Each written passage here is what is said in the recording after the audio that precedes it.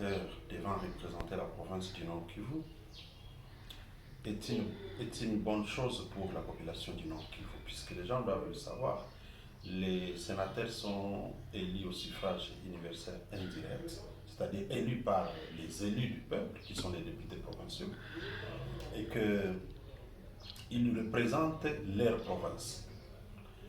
Et vous savez que notre province, c'est une province sous état de siège, où les institutions constitutionnelles ne fonctionnent pas comme prévu.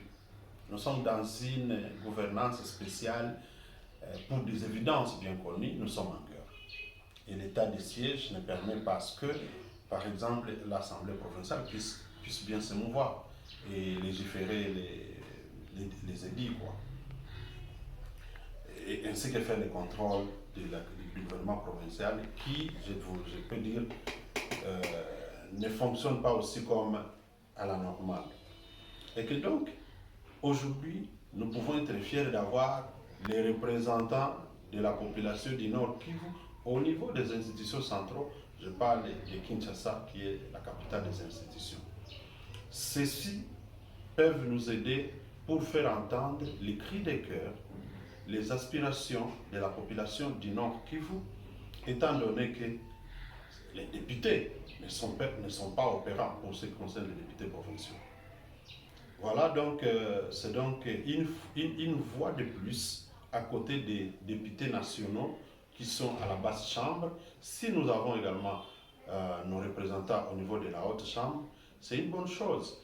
Et je voudrais profiter de l'occasion pour présenter les sincères félicitations aux élus, parmi lesquels vous avez quand même des figures emblématiques telles que Nabani, telles que Jacquemain Chabani, qui n'est pas n'importe quel acteur politique. Aujourd'hui, vous connaissez un peu son influence sur l'échiquier national et même au niveau provincial. Il a de plus en plus de langage communautaire.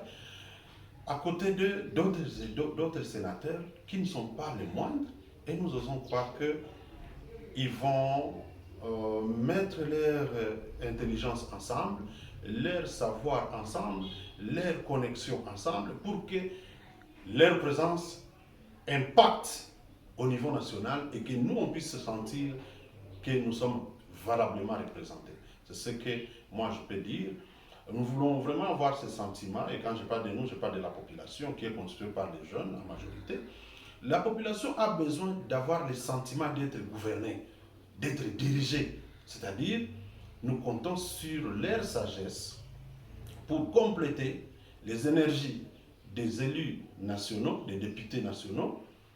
Une fois qu'ils auront à proposer des lois, il faut que la haute chambre qui est le Sénat puisse y mettre de la sagesse en tenant toujours compte des aspirations de la population pour que le gouvernement puisse tenir ou rencontrer les besoins réels de cette population pendant 30 ans imposée à vivre dans la guerre, dans l'errance. Aujourd'hui, vous connaissez le nombre de camps de déplacés. Goma est surpeuplé par les déplacés de guerre. Écoutez, c'est autant de situations qui devraient constituer leur priorité. Question de s'assurer que l'on récupère nos territoires sous contrôle par les ennemis et que ces entités soient de nouveau sécurisées, qu'on y restaure l'autorité de l'État, les autorités coutumières, puisqu'il y en a ceux qui sont chassés également, ils sont la cible des ennemis pour avoir refusé de collaborer avec les mouvements terroristes, qui ont même installé des imposteurs dans certains groupements. Donc, allez-y comprendre que ce sont là les conditions pour que les populations dans les camps de déplacés autour de Goma et dans la ville de Goma puissent rentrer dans leur milieu naturel, vaquer à leurs occupations habituelles champêtres et qu'ils vivent dans la dignité comme tout être humain. Voilà ce que nous attendons de ces sénateurs qui, à mon avis, sont des personnes intègres, intelligentes et capables de booster beaucoup de choses au niveau du Sénat pour que la population puisse retrouver sa quiétude. Guy Timura, merci. C'est moi qui vous remercie.